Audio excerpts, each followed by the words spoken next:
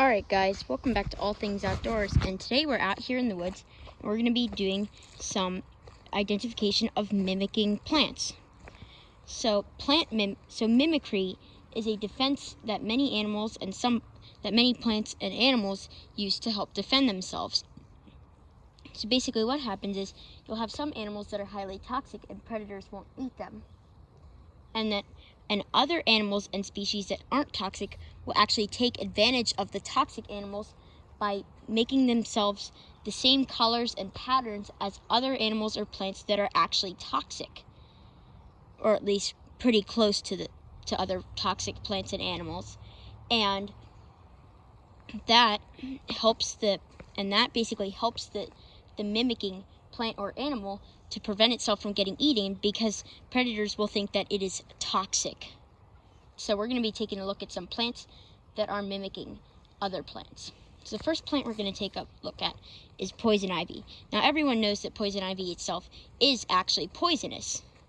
So there should be some near here because we do have some poison ivy. Not a lot, but there's some. Oh, here we go. So this right here is poison ivy, right here. You can tell what it is because it's got leaves of 3. And also, if you look at it, you'll see how the leaves have some teethed edges in them. And if you look at that, you'll see that on the side leaves, not the one in the middle, but the ones on the side, you'll see that one side has more defined like teeth on the edges than the other side. So as you can see, this leaf here, I'm not actually touching the leaf. This leaf here, how it's like smoother on this side and then it's got a nice tooth on the other side. That is how you can tell what poison ivy is.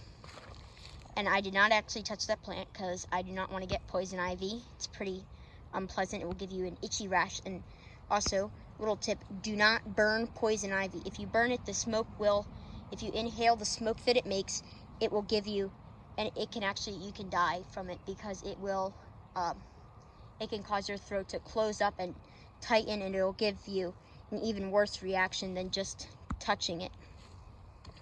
Now we're going to take a look at a plant that is mimicking poison ivy. That right here would be Virginia creeper. And as you can see, it kind of has the same leaf style. It has it's got these teeth. Now this is not poisonous. This will not give you any rash. It's kind of got the same kind of leaf style. Like if you were to not see these two of the leaves, look at that. It looks just like poison ivy. So a lot of people can mistake this for poison ivy, but it is non-toxic. And the way you can tell what it is, it's got 5 leaves instead of 3. And also, it's kind of got the same teeth patterns on both sides of it. Another mimicking plant that we're going to see here is this right here. Now this is Jack in the Pulpit. It's a wildflower. It's a type of bulb native to eastern North America. And so is Virginia creeper and poison ivy. So, and this, you can tell what it is because it's got these pretty large leaves of 3. Well, it has 3 leaves, 3 large leaves, and we will show you a giant Jack in the Pulpit. And it's a type of bulb, and a lot of people may mistake this for poison ivy when they're smaller because of the way it has 3 leaves. But this is completely fine to touch. But do not eat it, because it is poisonous if you eat it. Highly toxic if you eat it. But just touching it, you'll be just fine. You can see how it kind of looks like poison ivy, especially the smaller ones. Where's another small Jack in the Pulpit? Should be some. Oh, here's one. You can see these smaller ones really do kind of look a little bit like poison ivy, but they are not poison ivy. So, yeah. Here's some more Jack in the Pulpits. Now we're going to take a look at that very big Jack in the Pulpit. It's a pretty big, healthy one right here. You can see it. Look how huge it is. Look at the size of its leaves. Look how big that thing is. Thing's like 3 feet tall. It's pretty big, and look how thick that stem is. And as with most bulbs, it's got a very kind of spongy feeling stem. I'm not squishing it too hard because I don't want to damage it, but it's got kind of a squishy, spongy feeling stem. And there's some more jack-in-the-pulpits.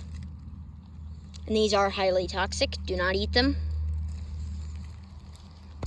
because they will poison you.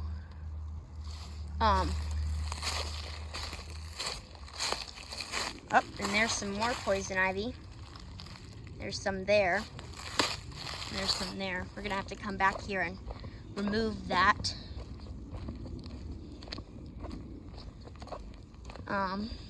We're gonna go across the road here, and I'm gonna show you another plant that kind of looks like poison ivy. It's a pretty nice day. It's around 73 degrees, I would say. And it's not too hot, and it's not too cold. It's starting to warm back up now, and that's really nice because I kind of missed the warm weather when it got cooler. And now all the animals are coming out again. It's just wonderful to see all the animals come out in the springtime. Really nice day. There's a maple tree, most likely red maple. Those are pretty nice trees. A long time ago, there used to not be as many red maples because there used to be forest fires here. Not that many. There would be like only one, like once every 40 years. But red maples are very sensitive to fire, so they will not grow if there is any forest fires.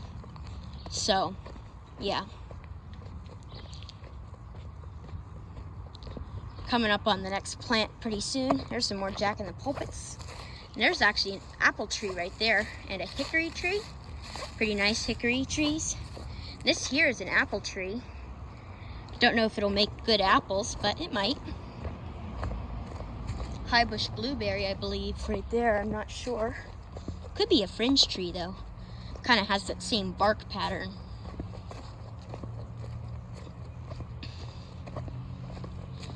I also really like this stuff.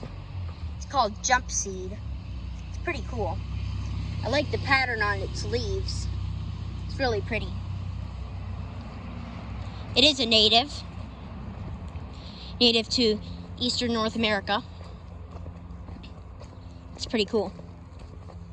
The culvert's right over there. We just restored that yesterday. Be sure to check that video out. Pretty good video. Me restoring a culvert. Here it is. This is our next plant.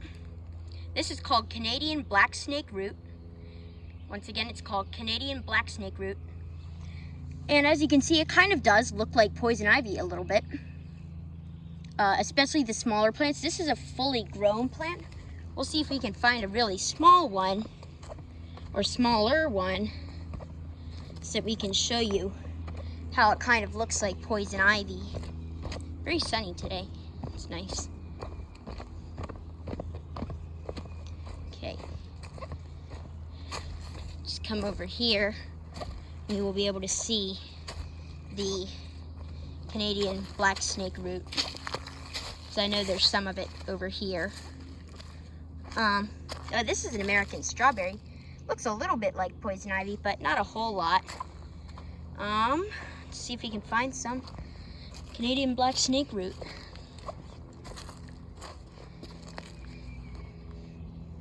I see a bunch of bigger plants. I guess it grows pretty quickly because I remember last time I was out here looking at it, they were much smaller plants.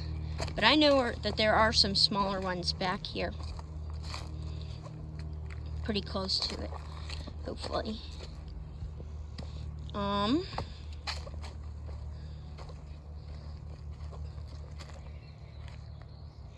Just looking around to see where it is. I believe there was some here. Oh, there wasn't. Guess there isn't. Well, up there's one. Perfect. So you can see it kind of looks like poison ivy a little bit. Not a whole lot, but a little bit. Because it's got that, kind of got that 3-leaf structure a little bit. And it has got that same kind of like leaf shape, except for this one, which is like a double, except for the back 2 leaves are double leaves kind of. They're not, and it is still technically one leaf here because it's connected, so it's technically only has 3 leaves. I like this plant a lot. I think it's really cool. I don't know why they call it black snake root. It does kind of have a darker color stem on the bottom. So yeah, that's about it for this video. Anyways, be sure to like, subscribe, turn on notifications, and be sure to put that down in the comments below saying that you did that. And we will see you, and you will get a shout out, and we will see you guys on the next adventure.